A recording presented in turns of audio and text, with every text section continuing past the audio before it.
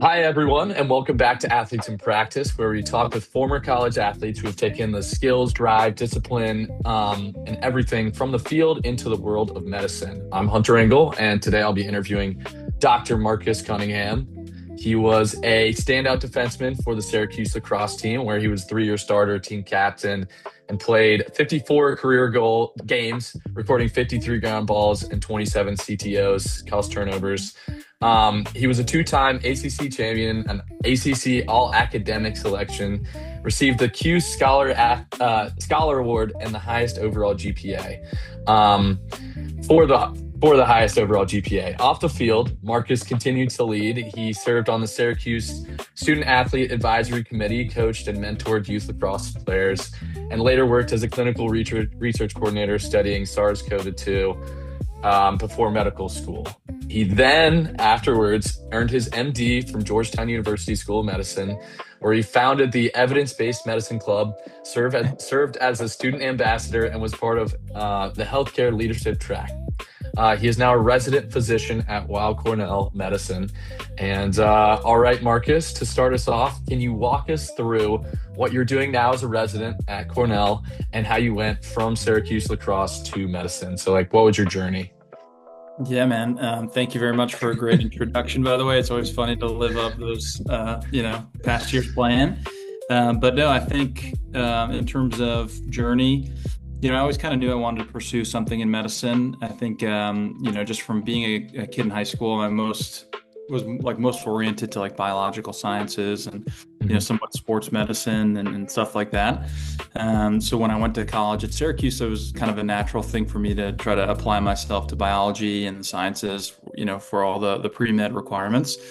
I think something that was a little bit unique about doing it at Syracuse was that it wasn't that popular amongst guys on the team. I feel like the popular majors, I'm sure this is elsewhere as well, the popular majors are traditionally business, finance, even child family studies for some guys on the team and stuff like that. But pursuing medicine was definitely challenging, being, somewhat of on an island and also trying to keep up with the rigor of those classes. But we also had a lot of opportunities for tutoring and other things that really helped us, if we provided the structure for allowing us to achieve the things we wanted to academically, which I think was great. Then once I finished up there, ended up getting a decent enough GPA that I could apply to medical school. But being a member on the lacrosse team, having all that commitment and time wrapped up into practices and training sessions, it was kind of impossible to pursue research, which is definitely a major component of applying to medical school. When I finished up, I spent 2 years in the lab in immunology and infectious disease right before the pandemic, which was great. Was very fortunate to be able to go on and be able to become a medical student at Georgetown. And then in terms of the transition there from Georgetown to Cornell, I think it's definitely a big jump. Being a resident, you kind of alluded to it, but I'm pursuing general surgery residency, which is one of the more tougher ones in terms of hours and demand and commitment and things like that.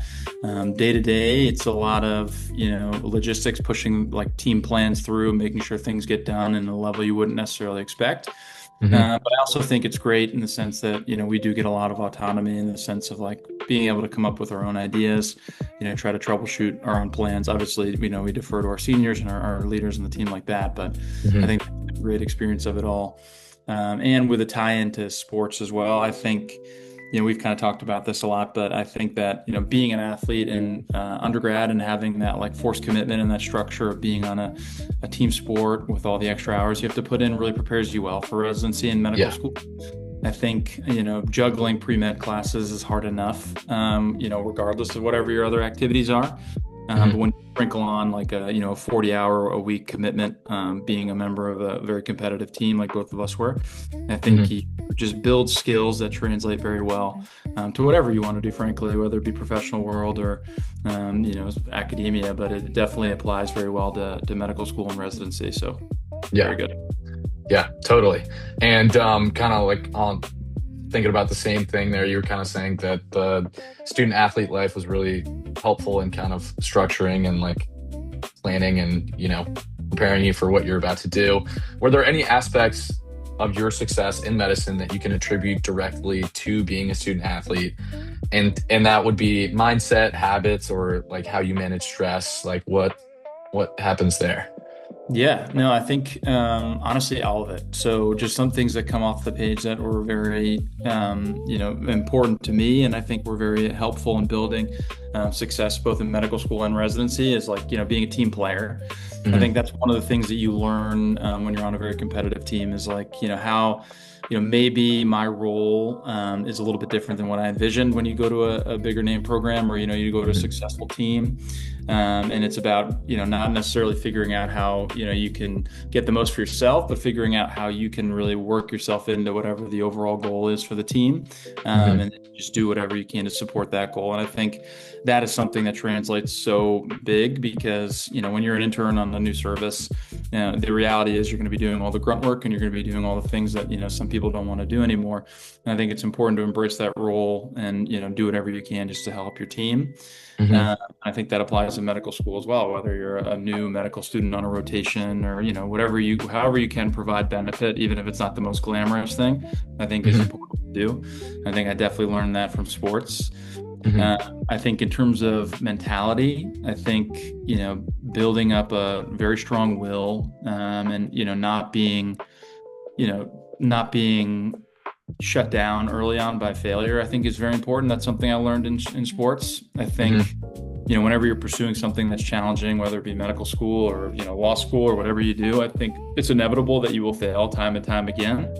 But I think it's how you respond to the failure that really dictates the outcome. So we used to have this, basically a formula that one of our old strength coaches used to do. I think he actually got it from Urban Meyer when he was at Ohio State, but basically it was E plus R equals O. So it's whatever the event is, you can't control that, but your reaction to that event is ultimately what dictates the outcome. And I think that's something that I've always carried like very close to me, just because, like I said, it's inevitable that you're going to have challenges, and it's about working through those challenges and just figuring out what you can do to be better and grow as a person, and as whatever you're doing. So I think that's another thing. I think time management is very important. I think you learn as a student athlete that, regardless of whatever you're pursuing, you have to be very organized and meticulous about your schedule. If you're not very organized, things will just fall through the cracks, and you'll inevitably have your challenges keeping up with the academic and athletic rigor and demands. So I think that's another thing that was very helpful that I learned. And then, honestly, like really everything, mentality, just being a good team player, kind of gaining that grit whenever you're getting, down and like things are very challenging, just to keep going and reset. And then actually one thing that you asked me about that I think is important is, you're finding your outlets. I think medical school and like residency are both like very demanding, obviously, and they can also be like, if you don't find your stress relievers and things like that, I think it can be very challenging to keep your endurance and like stay fresh. So I think I didn't actually realize it till I finished up, but like, just playing lacrosse every day or like weightlifting and just getting at physical exercise was like such a refresh for me that I took for granted. I realized when I was a medical student, I had to get back involved and stuff like that, and just made me feel better, like more focused, level-headed all around the board. Yeah. So what was the transition like? So you just talked about how you went from Syracuse to med school.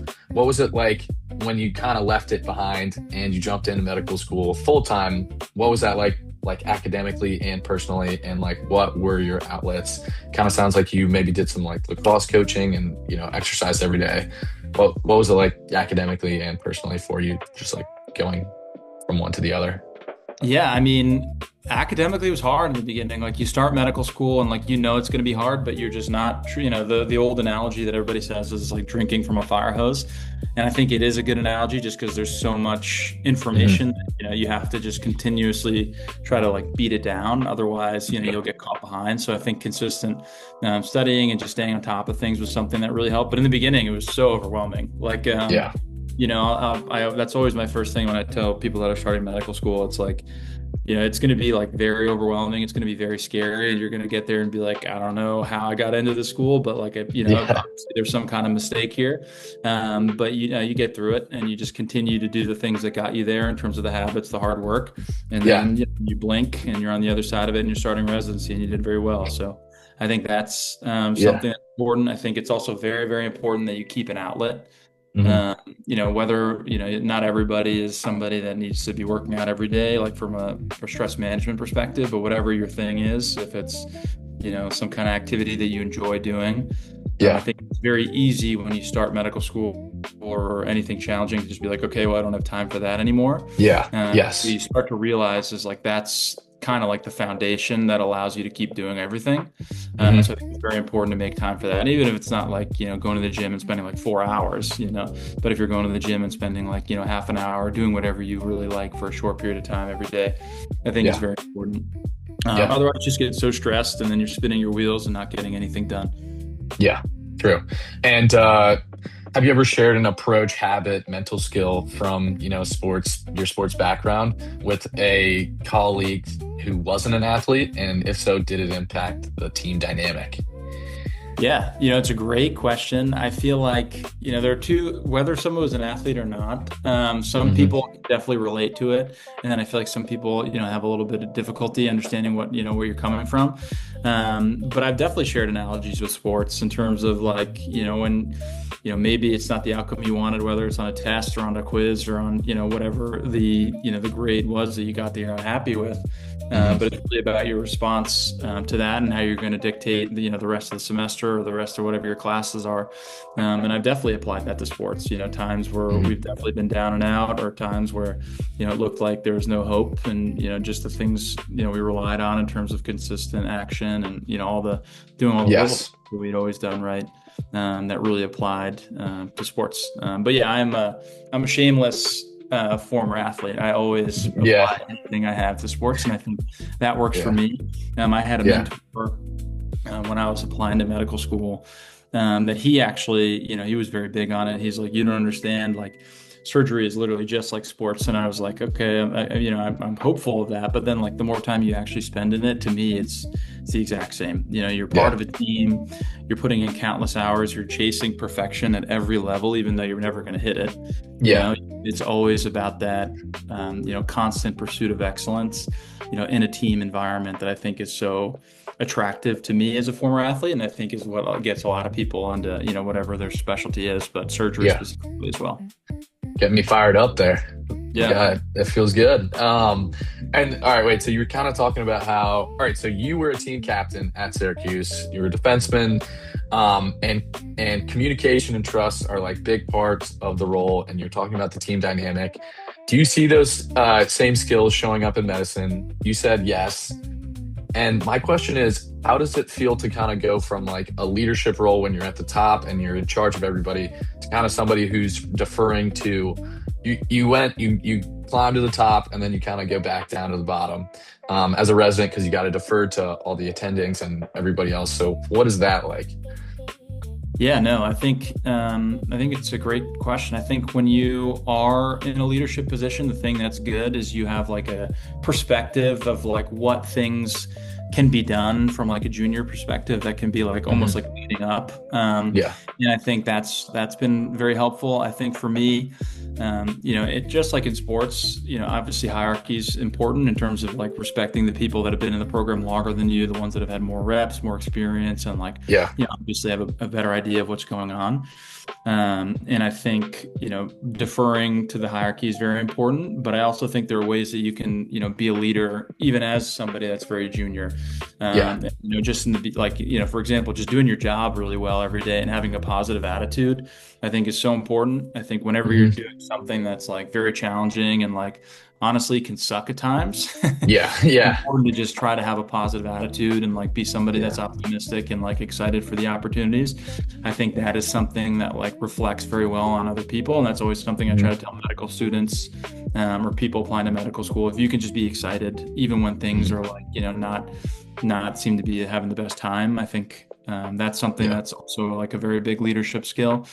Um, one piece of advice that I got right when I started intern year that I think is so important, but I think it really builds in terms of like your reputation as a resident and Hmm. stuff like that too is, in the beginning when you start residency, it's like it's like easily the hardest thing I've ever had to transition to. Yeah. And then it's like very easy to make a lot of mistakes. And frankly, no matter how good you are, you will make a lot of mistakes in the beginning. But Hmm. the most important thing is to just always be honest. We had one APD that basically said, no matter what happens throughout this year, like never lie. Like even if you've made a terrible mistake, you got to let people know. And I think that's something that I've always like Hmm. really clinged on to just because I want to be somebody that's trustworthy and somebody that can be relied upon. And I Hmm. think that's something that's very important and also just like builds for a good team environment Hmm. and a good team culture, which I think is important. Hmm. That's really cool. You can kind of see it's like a next play mentality, but it's also don't get caught in the fib, and then it kind of grows into something that you can't control if you Yeah, do it's kind of just lie like about yeah, something.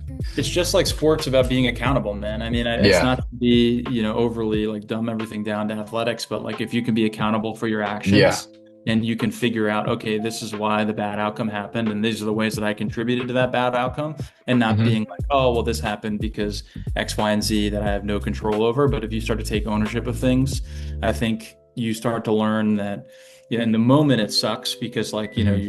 you get humbled very quickly and like, all your sense of ego kind of gets beaten down, which I think is very important Hmm. because then you start to realize, these are the things that I can actually do to get better and prevent an outcome Yeah. like that happening again, as opposed to being like, these external factors are the reason I am where I am. And I think that's the most important Yeah. thing that you kind of get from sports too. It's like, you're not Internal locus of happy. control. Yeah, yeah. You're not Yeah. happy with where you are. Do something about it to change it. Don't like point your fingers as why, this is where you are. And I think that's very Yeah. important from a sense of like self-confidence and self-worth to always be thinking like, okay, this is where I am. I'm not exactly pleased in terms of where I am right now. What are the things I can do to make a change? Yes. Yeah. That's awesome. Um, so kind of changing into med school and residency. So med school and residency are and can be competitive, but they're also collaborative.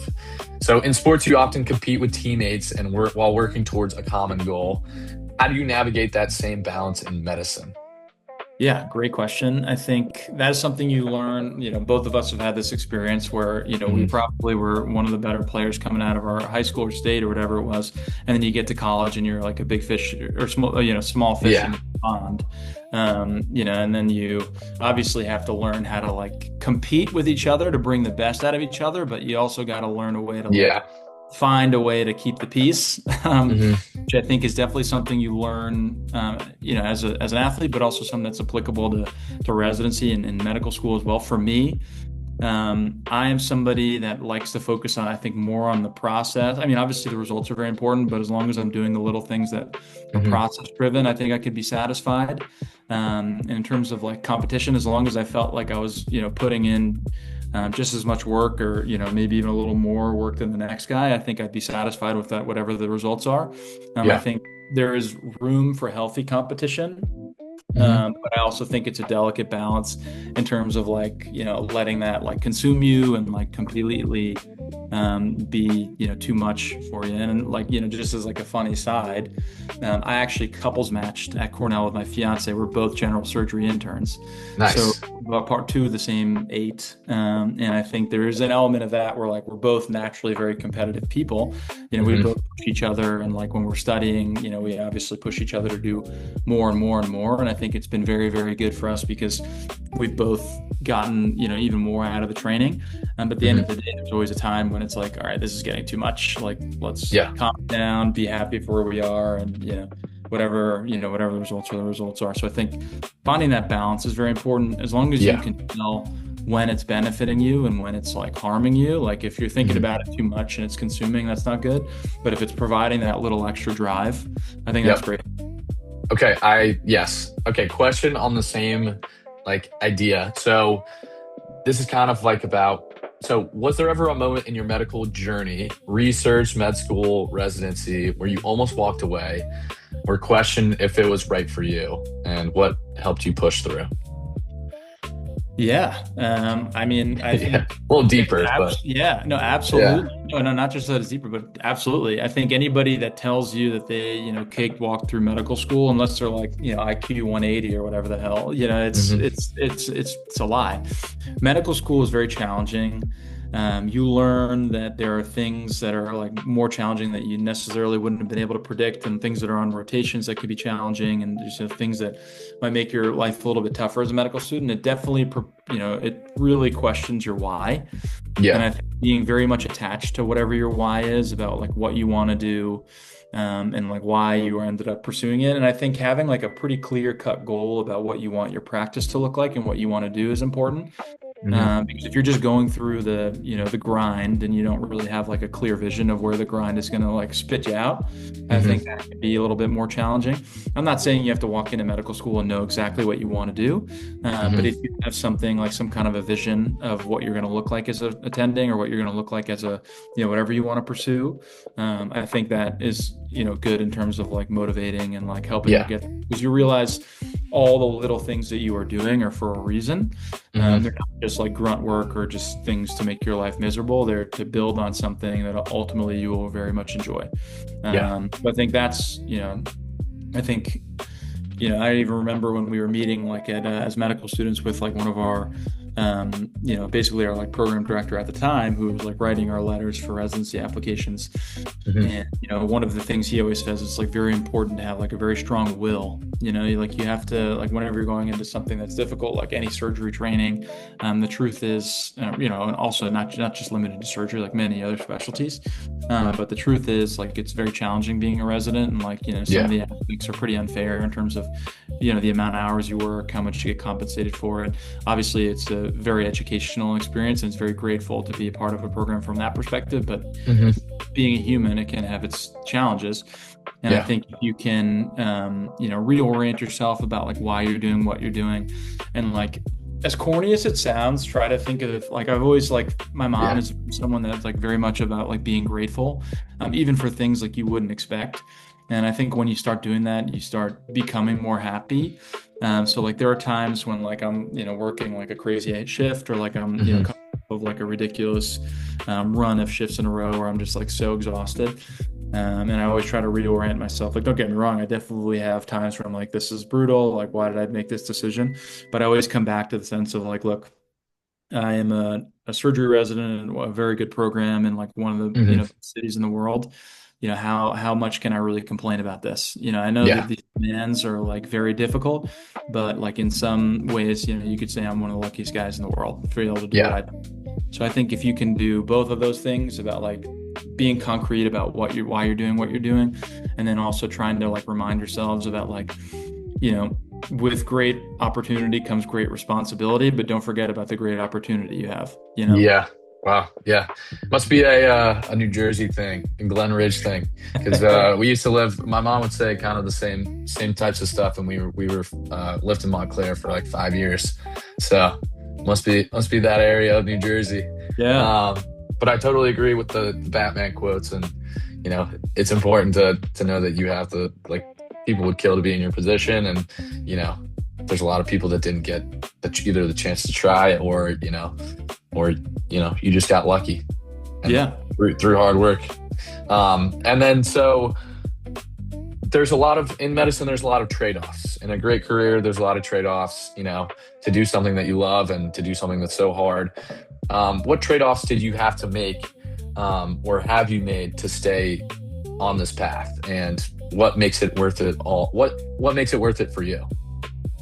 Yeah, no, that is an excellent question. I'm very happy you brought that up. I think some of the things that you have to trade off, unfortunately, is like, some of as tough it is, the biggest thing you trade, frankly, is some of the relationships in your social Hmm. settings. I think it also is a way to figure out like who your true like best friends and family are, because you have people that like, it doesn't matter if you've talked to them in 4 years, but you see them for the first time. Yes. How you Yeah. doing, man? Like it's you pick up exactly where you left off. I think you know sometimes you obviously have to make sacrifices in terms of like I'm not coming home and watching sports every night like I'd like to, or like catching up as much as with the Cuse Lacrosse team. Yeah. Obviously, I watch the highlights and stuff like that, but I can't necessarily do the things that I used to do in terms of that regard, or like go up to Syracuse Yeah. for games. Yeah. But it's a necessary trade-off. And I think on the other side of the coin, for me, family is extremely important, and like being a present member of the family that like always is, close, and like, keeping up with everything is important. And I think that's one of the things that I've been like almost non-negotiable about. Like, I give up a lot of stuff and I'm willing to make a lot of sacrifices. But if it's like a certain family event and I have enough time to plan around it, I'm like pretty good about like trying to make sure I can be there, and be there when it's important to be supporting my family and stuff like that. So I think those are some of the things you unfortunately need to trade off. Like I haven't had social media since I've been a medical student. Yeah. It's just for the best. And then like, not being able to watch too much games or shows or, stuff that I used to do, but also making time for the things that are like truly most important to you, like spending time spending time with my immediate family. That's the stuff that, you really figure out what's important. Yeah. And do you find it important to, do you think that it worked out for the best that you are with somebody that is also in medicine?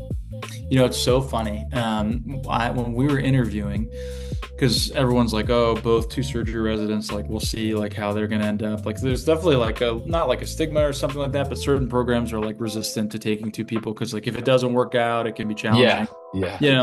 But for us, it's been awesome. I mean, like obviously there's been periods where like she's been on nights for 2 weeks and I've been on nights for 2 weeks. So we didn't really see each other all that much for like a month, which it was very challenging.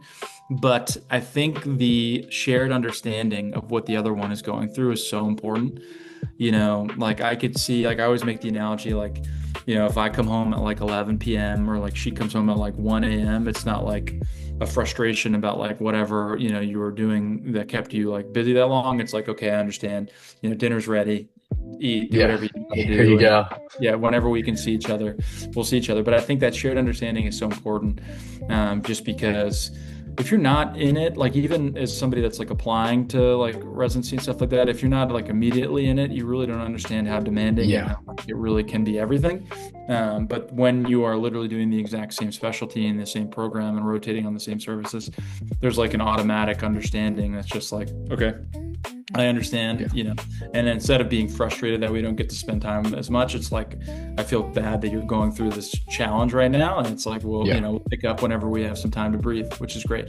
And like, I do want to like, I have to like shout out our program too, because, everybody gets a month of vacation off, like 2 week blocks. They gave us the same 4 weeks off together. So there's been a lot of accommodations that have made the journey a little bit easier, but not without any challenges. But it's also just nice to have somebody that understands exactly what you're going through. Yeah, that was awesome. It's awesome that they go Cornell. It's a great program.